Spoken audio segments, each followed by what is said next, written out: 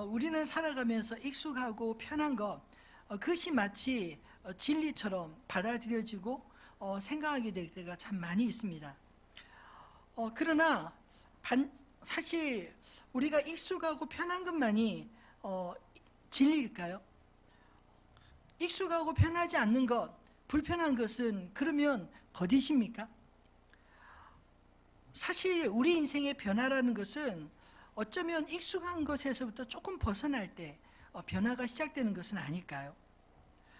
저는 신앙인들이 신앙생활하면서 갖기 쉬운 편견과 오해들이 참 많이 있다는 생각이 듭니다. 하나님을 알아가면서도 여전히 하나님 중심으로 그 중심에서 들어가 바라보기보다는 하나님을 나 중심으로 끌어와서 해석하는 데서 오는 오해와 편견들이 우리가 신앙생활 가운데 참 많이 있지 않나요? 저는 참 이해가 되지 않는 것이 하나님을 잘 믿으면 우리 인생의 이해와 가치의 폭이 점점점 풍성하고 넓어질 것 같은데 오히려 하나님을 잘 믿노라 하는 사람들일수록 말이 잘 통하지 않는 그런 이미지로 갖는 것이 참 이해가 되지 않습니다. 복음이 전해지던 초기 한국 교회의 모습은 사실 교회는 모든 새로움의 원천이었고 배움의 터전이요 문화 변혁의 주체이지 않았습니까? 근데 지금 우리가 생각하는 교회 모습은 마치 금지하는 것, 지켜야 하는 것이 왜 그리 많고 세상과는 도무지 소통이 되지 않는 마치 보수 꼴통의 이미지가 되어 있는 그런 모습들이 참 안타깝게 느껴질 때가 많습니다. 교회는 경건한 곳이지만 경건주의에 갇혀 있을 수 없는 곳입니다. 교회는 존중하고 지켜야 될 신앙의 유산들이 많이 있지만 그것만이 교회를 지을 수 있을 정도로 교회는 좁은 곳이 결코 아니라고 생각합니다.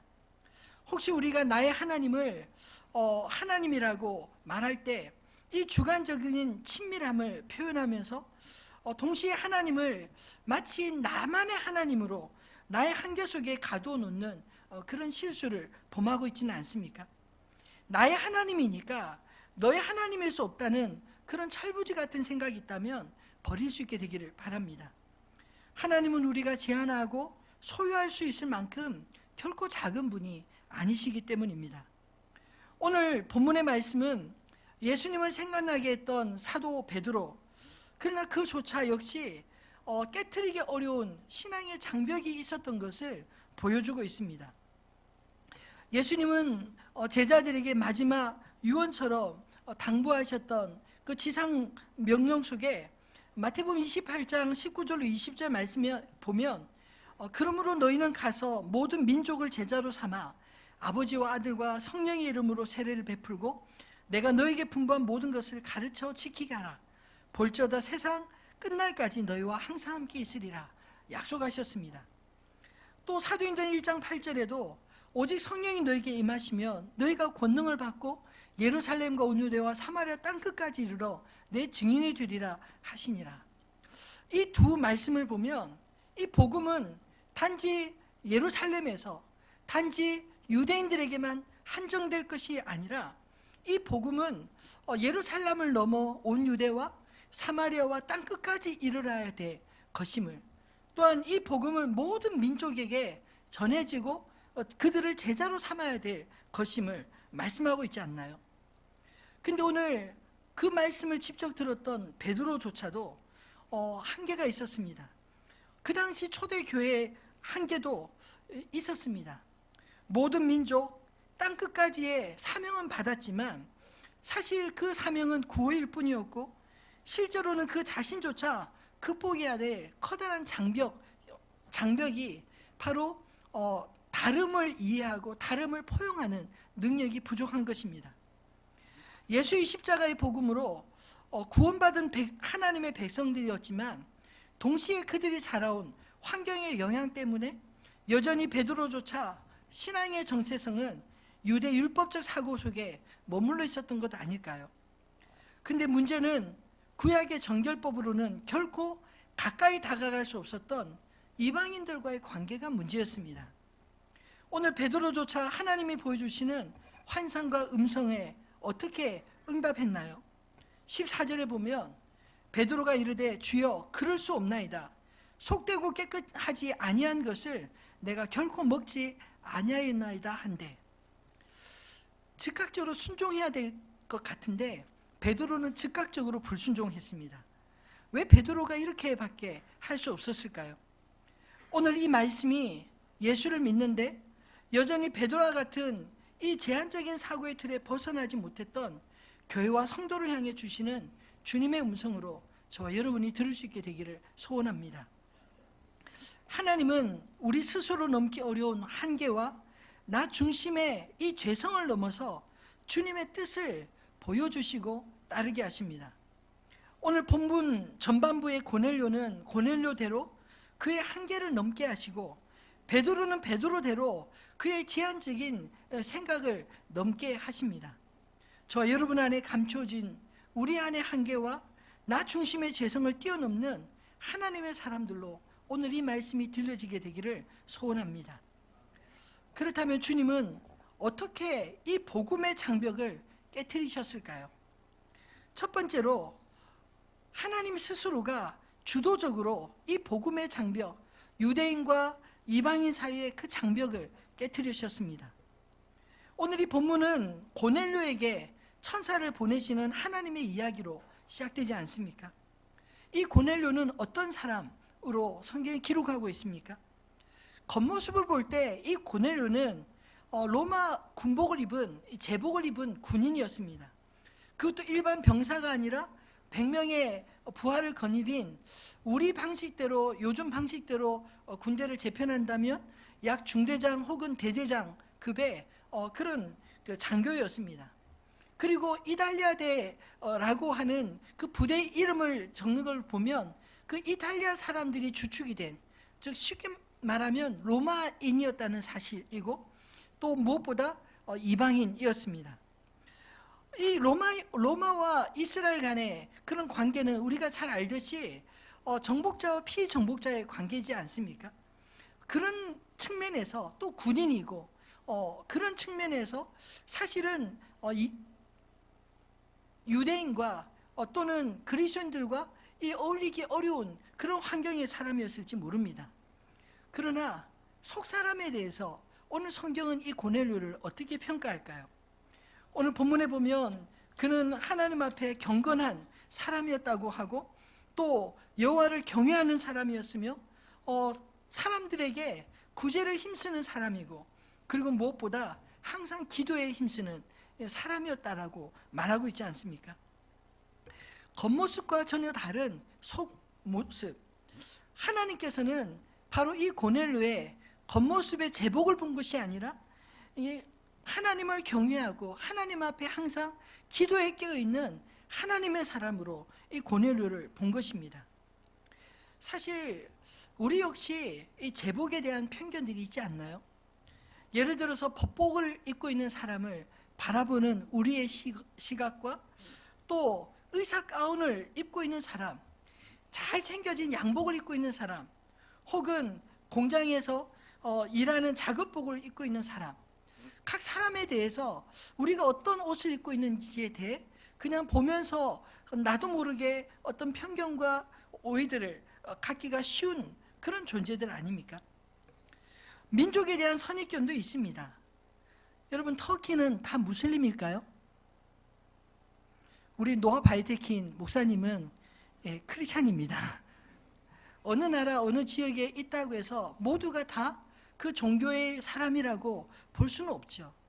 아니, 오히려 원래 터키는 역사적으로 1000년 이상 동로마 중심의 기독교 국가였습니다. 그런데 언제부터인가 우리가 알고 있는 것, 경험한 것이 전부인 것처럼 생각하며 아무 생각 없이 다 싸잡아서 평가할 때가 있지 않나요? 이런 강한 선입견은 낯선 것을 쉽게 받아들이지 못하게 합니다. 여러분, 제복은 제복일 뿐 제복으로 제발 사람을 평가하지 마시기를 바랍니다. 하나님이 역시 제복으로 사람을 평가하시지 않습니다.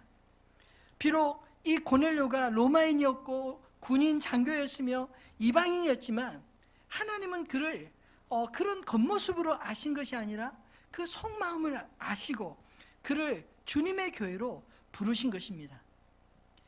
그에게 나타난 천사가 어떤 메시지를 주었나요? 4절로 6절 말씀해 보면 천사가 이르되 내 기도와 구제가 하나님 앞에 상달되어 기억하신 바가 되었으니, 여러분, 하나님께서 여러분의 기도와 여러분의 구제를 기억한다. 이 사실을 듣게 될 때 어떻을까요? 내가 한 선행에 대해서 주님이 기억하신다면 너무너무 기쁘고 좋지 않겠습니까?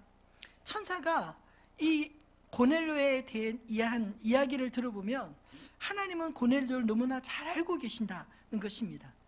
그의 직업과 신분에 매이지 않는 하나님은 그를 위해서 베드로를 찾아서 만나라 하셨습니다. 왜 천사를 보내시면서 굳이 베드로를 청하여 또 만나게 하셨을까요? 그를 구원하시기로 작정하신다면 천사로도 충분하지 않습니까? 그럼에도 불구하고 이 베드로를 고넬료와 만나게 하신 것은 이 고넬료를 통해서 이방인에게도 구원이 이르렀다. 이 사실을 베드로와 그리고 초대교회가 인정하고 받아들이도록 하시기 위함이었습니다. 단지 고넬료 한 사람의 구원 문제가 아니라 하나님께서는 이 구원의 문제, 그것이 개인의 문제가 아니라 공동체의 문제라는 사실을 우리에게 드러내도록 말씀하신 게 아닐까요? 우리가 지지난주 살펴본 말씀처럼 사실 하나님께서 사울을 만나 주셨음에도 불구하고 아나니아를 또 보내어 그에게 안수를 받고 세례를 받고 그 눈에 비늘이 벗겨지게 하신 이유가 있지 않습니까? 왜냐하면 하나님이 그를 만나 주셨더라도 누군가 그 사람을 위해 변호해주고 그 사람을 받아들여 주지 않는다면 그 사람은 하나님을 만나더라도 신앙적으로는 외톨이가 될 수밖에 없습니다. 저는 고넬료도 똑같다고 생각합니다. 이방인으로서 경건했던 이 사람을 하나님 인정하시고 그를 구원하실지라도 문제는 그가 하나님의 교회로 들어오지 않는다면 하나님께서 이방인을 향한 그 놀라운 계획을 어떻게 알 수 있을까요? 그리고 베드로와 초대교회 성도들이 이방인들이 가졌던 차가운 장벽이 어떻게 무너질 수 있겠습니까? 이것들을 허무시기 위해서 하나님이 고넬료를 청하여 베드로를 만나도록 그렇게 말씀하신 게 아닐까요? 근데 저는 말씀 묵상하면서 한 가지 의문이 든 것이 만나라는 말만 있는데 왜 만나라고 하는지는 본문에 나와 있지 않습니다. 왜 만나라고 했을까요? 베드로를 통해서 뭔가 들을 이야기가 있기 때문이다. 이게 아닐까요? 근데 사실은 베드로가 전해주는 메시지도 중요하지만 베드로 자체가 메신저이기 때문에 그게 더 중요하다는 생각이 들었습니다. 베드로 자신이 하나님의 교회 지도자로서 이 고넬료를 만나고 이 고넬료의 회심을 인정하고 하나님께서 보내신 이유를 깨닫게 되어질 때 그 만남 자체가 이 고넬료에게 예수 그리스도를 전해준 그 이상의 가치를 가졌기 때문 아닐까요? 하나님은 고넬료가 그 홀로 구원받는 것이 아니라 주님의 교회의 일원이 되어서 주님의 몸된 교회를 위해 함께 일하는 동력자가 되기를 원하셨습니다. 하나님을 인격적으로 만나면 우리의 모든 사고가 바로 나 중심에서 하나님 중심으로 바뀌는 줄 믿으시기 바랍니다. 오늘 고넬료와 베드로의 만남을 준비하시는 하나님의 오묘한 타이밍을 한번 주목해 보십시오. 베드로가 환상 중에 하나님 음성을 듣기 하루 전날 천사를 통해서 고넬료를 만나 주십니다. 그리고 사람들을 보내어서 그들이 이동하는 하루 동안 하나님께서 이 베드로를 설득할 준비를 하시고 베드로에게 환상을 보여주시고 베드로가 도대체 3번씩이나 보여진 이 일이 무슨 뜻일까? 왜 하나님이 이것을 보여주셨을까? 깊이 생각하고 고민할 때 고넬료가 보낸 사람들을 만나고 또 성령께서 가라, 내가 보내었으니 의심하지 말고 가라, 이 말씀을 듣고서 비로소 이 모든 것들을 꿰어 맞출 수 있게 된 것이 아닐까요? 사실 당시에는 아무것도 보이지 않아 불안하고 의심되었던 일들이 하나님의 이처럼 오묘한 타이밍을 경험하면 할수록 우리는 깨닫게 됩니다. 나의 열심과 나의 의지로 내가 하나님을 알아가고 하나님을 깨닫게 된 것이 아니라 하나님이 예비하신 은혜를, 하나님이 예비하신 사람들을 만나고 하나님이 예배하신 때 이 모든 것들이 이루어졌다는 것을 말이죠. 그래서 결국 우리가 내가라는 생각이 하나님이라는 고백으로 바뀌어지는 것 아닐까요? 예수님의 성육신 사건도 하나님의 구원의 주도성을 증명하고 있습니다. 나의 헌신과 열심으로 우리가 구원을 얻은 것이 아닙니다. 십자가에 자신을 내어주신 예수 그리스도가 계시지 않았다면 우리의 구원은 불가능한, 어쩌면 우리 자신들의 몫이 되고 말지 않았을까요? 우리가 안에 내가 가진 지위 때문에 가진 편견이든 태어나면서부터 갖게 된 신분이든 하나님 앞에서 우리가 더욱 겸손하고 낮아지게 되기를 소원합니다. 하늘 보좌를 버리시고 우리를 위해 친히 찾아오신 예수님은 고넬료를 통해서 신분과 직업과 인종을 뛰어넘어 하나님 나라 백성이 되게 하는데 조금도 주저함이 없으셨습니다. 하나님이 이처럼 주도적으로 일하시는데 우리의 알량한 생각으로 하나님의 뜻 제한하지 마시기를 주님의 이름으로 축원합니다. 두 번째로 하나님은 어떻게 복음의 장벽을 깨트리셨을까요? 베드로를 설득하심 같이 우리를 설득하여 동역자로 삼으셨습니다.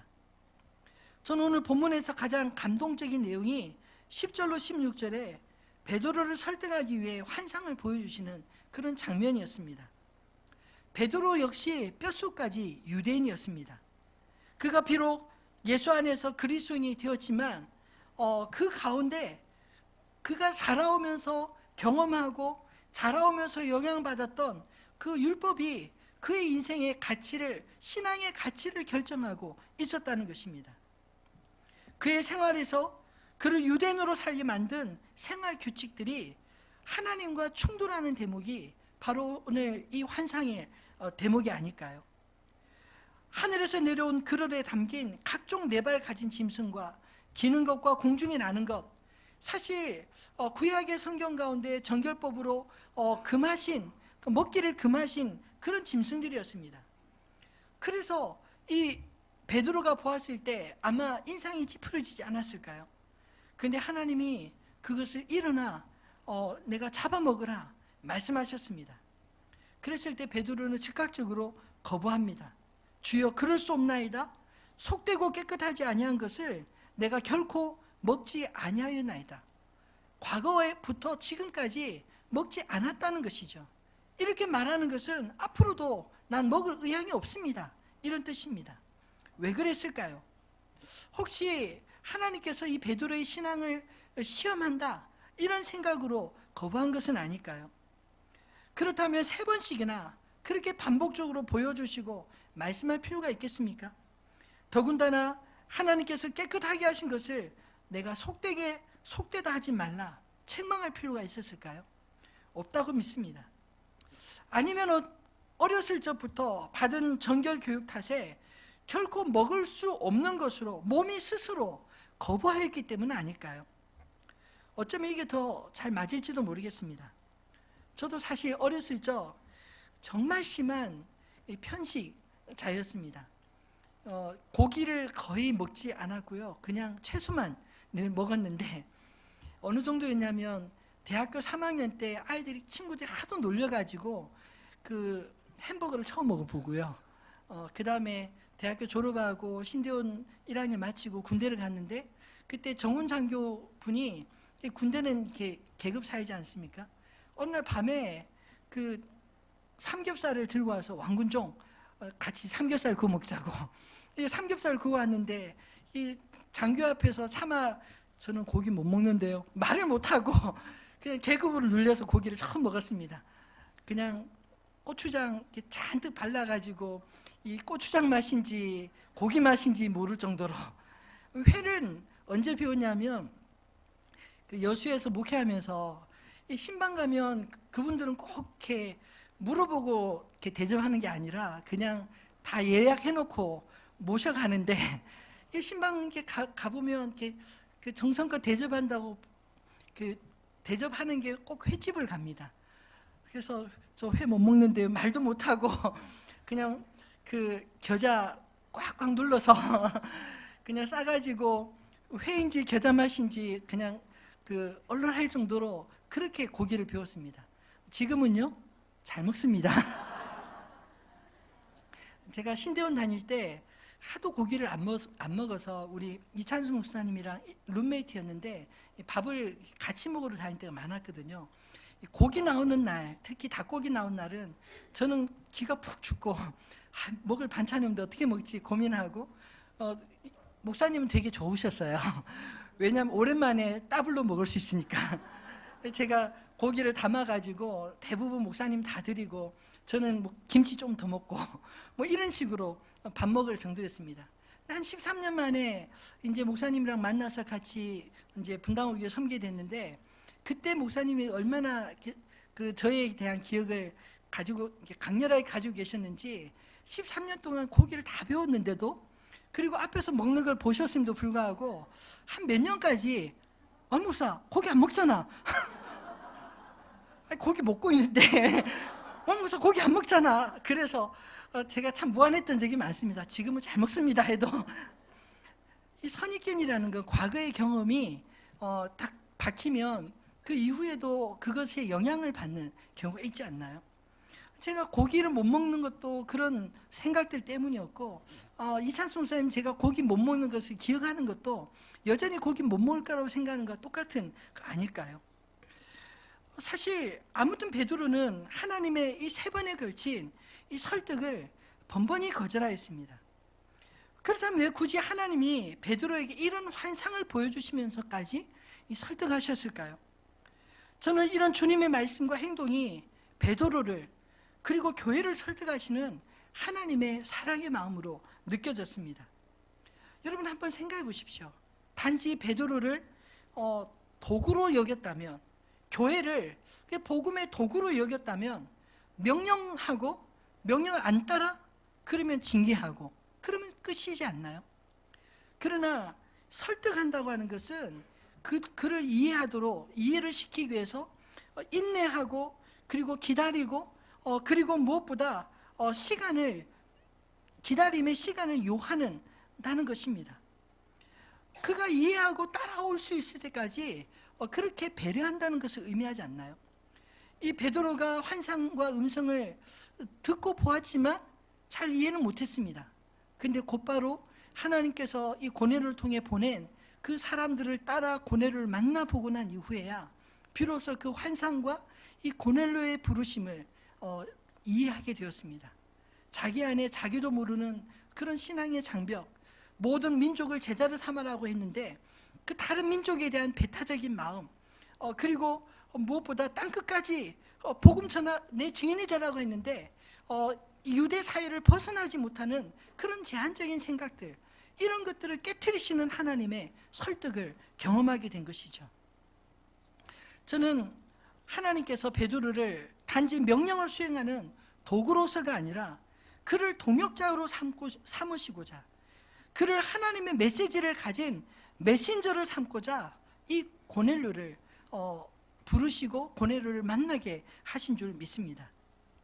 하나님은 또한 오늘 말씀을 통해서 베드로만 설득하시는 것이 아니라 오늘 이 본문의 말씀을 묵상하는 저와 여러분을 설득하고 있는 게 아닐까요?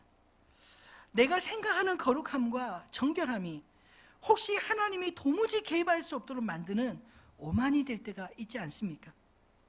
여러분, 우리가 자유를 갈구하듯이 모든 자유의 근원 대신 하나님의 자유를 인정할 수 있게 되기를 바랍니다.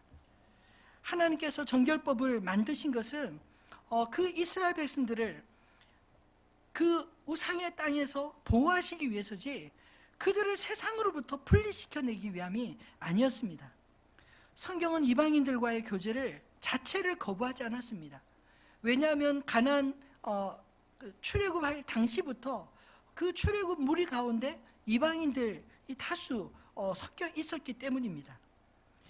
신명기 7장 3절에 이방인과의 혼인을 금하신 것은 그들이 가나안 우상 숭배에 물들지 않고 하나님의 백성으로 거룩한 문화에 건설하도록 하기 위함이었지, 그들을 완전히 분리시켜내기 위함은 아니었습니다.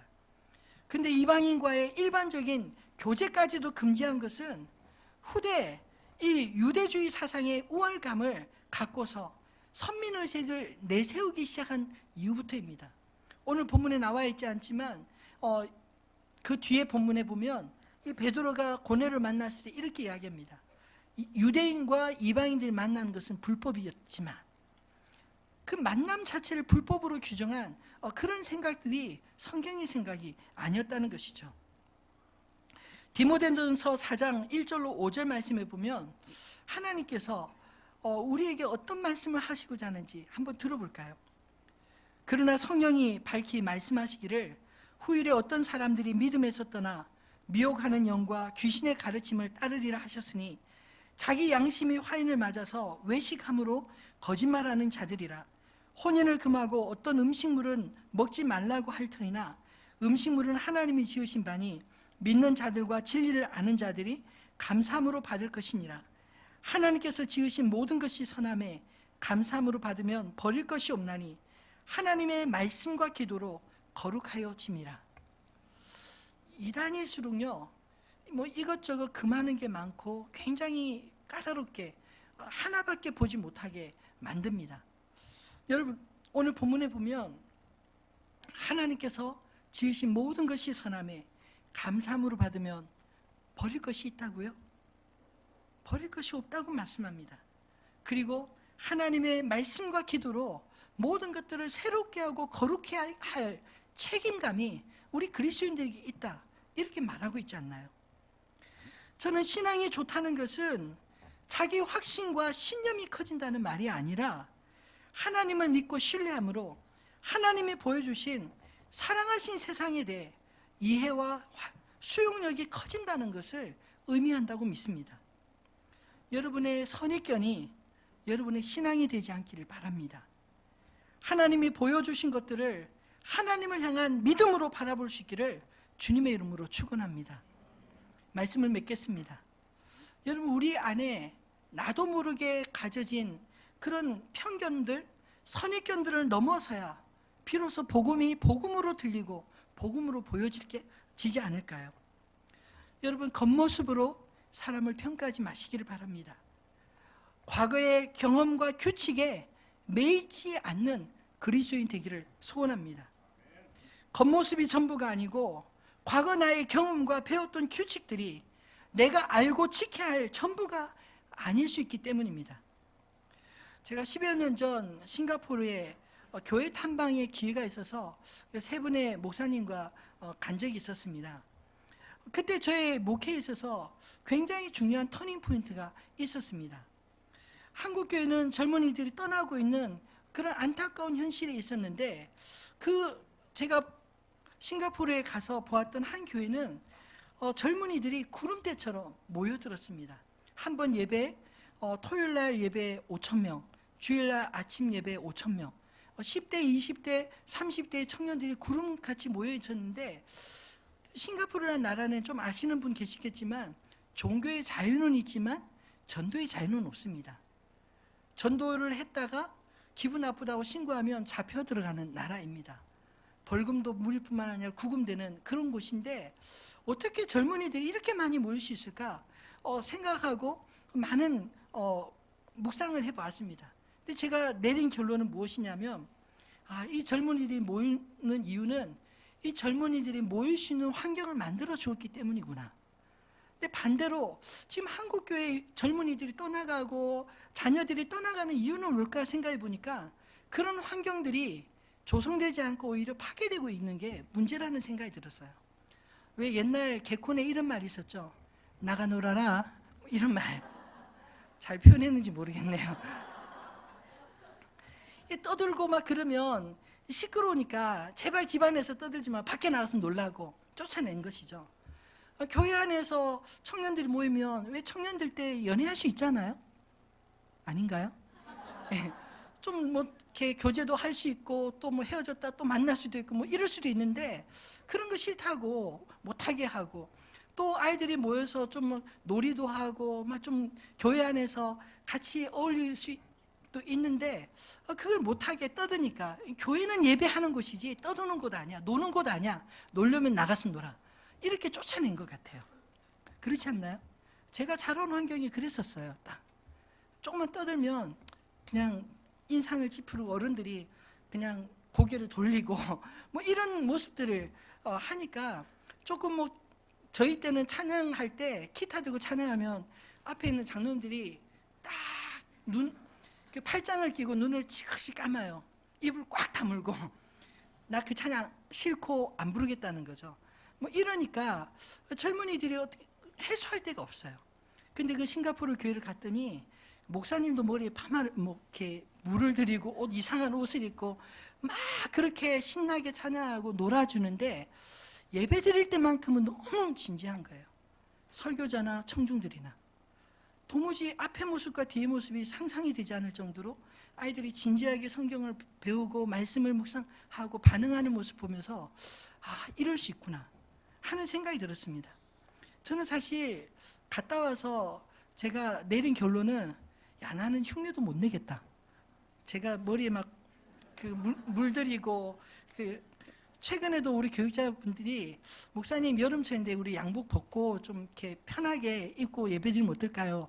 이렇게 제안을 했는데 우리 사역반에서 제안했나요? 하여튼 제안하셨는데 제가 안 됩니다 그랬습니다. 왜냐하면 그래도 우리 교회 아직도 한국 교회는 전통이 그래도 존중되고 있기 때문에 안 된다는 이유도 있지만 가장 중요한 이유는 제가 옷을 벗는 순간 너무 젊어 보여요.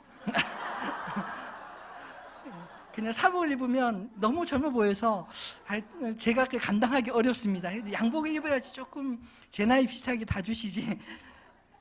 농담처럼 농담 반 진담으로 이렇게 이야기했어요. 근데 저는 그 흉내를 못 내겠습니다. 근데 제가 내린 결론은 우리 후배들이 만약 우리 젊은이들을 위해서, 우리 청소년들을 위해서, 우리 주일학교 학생들을 위해서 그렇게 준비된 사역자들이 있다면 내가 무슨 일 있어도 한번 밀어줘야겠다 이런 생각이 들었습니다. 왜냐하면 그 또래 아이들에게 들리는 메시지를 듣고 그 아이들이 함께 반응할 수 있는 공동체가 된다면 이 공동체는 계속 살아남을 것이지만 그냥 어른들의 입맛에 맞는 교육으로 그런 철학으로 그렇게 요구를 받는 다음에 아이들은 다 떠나버리고 말 거예요. 그렇지 않습니까? 놀아도 교회에서 놀아야 10년 뒤에 그 아이들을 교회에서도 만날 수 있습니다. 근데 떠든다고 교회에서 쫓아내면 10년 뒤에는 교회에서 못 만나고 어디 나이트클럽에서 만날 수도 있지 않겠습니까? 여러분 우리 교회 아이들이 좀 떠들고 놀더라도 좀 이해해 주시고 격려해 주십시오. 먹을 것도 사주고 놀려면 교회 와서 놀아라. 제가 싱가포르 교회 가니까 놀 데 없는 젊은이들이 교회가 놀이터예요. 근데 교회에서 놀기만 하겠습니까? 하나님 앞에 찬양하고 예배하고 말씀 가르치고 훈련시키고 그렇게 변화를 시키는 그것이 오늘 한국 교회가 돌파해야 될 것 아닐까요? 그러려면 우리 안에 있는 편견부터 무너뜨려야 된다고 생각합니다. 여러분 거룩은 옷 잘 입는 것에서 거룩이 표현된 게 아니라 거룩은 우리의 마음 중심에서부터 오늘 고넬료와 같이 제복에서 거룩이 나타나는 것이 아니라 그 마음의 중심이 여호와를 경외하는 데서부터 구제와 기도의 사람 그런 삶을 살아갈 때 거기서부터 거룩이 나타나는 게 아닐까요? 저는 오늘 고넬료와 베드로의 만남을 준비하신 하나님을 묵상하면서 하나님께서 한 사람 한 사람을 얼마나 귀히 여기시는지 그리고 그 만남을 어떻게 선하게 인도하시는지 그 하나님의 타이밍이 결코 실수가 없고 우연이 없다는 사실을 발견하게 되었습니다. 오늘 고넬료를 부르신 하나님, 베드로를 보내신 그 하나님이 우리 하나님이신 줄 믿으시기 바랍니다. 그 여러분 한 분 한 분이 이곳에서 오늘 함께 예배드리게 된 것이 우연이 아니라 하나님의 선하신 인도하심이 있는 줄을 깨닫는 복된 시간 되기를 주님의 이름으로 축원합니다.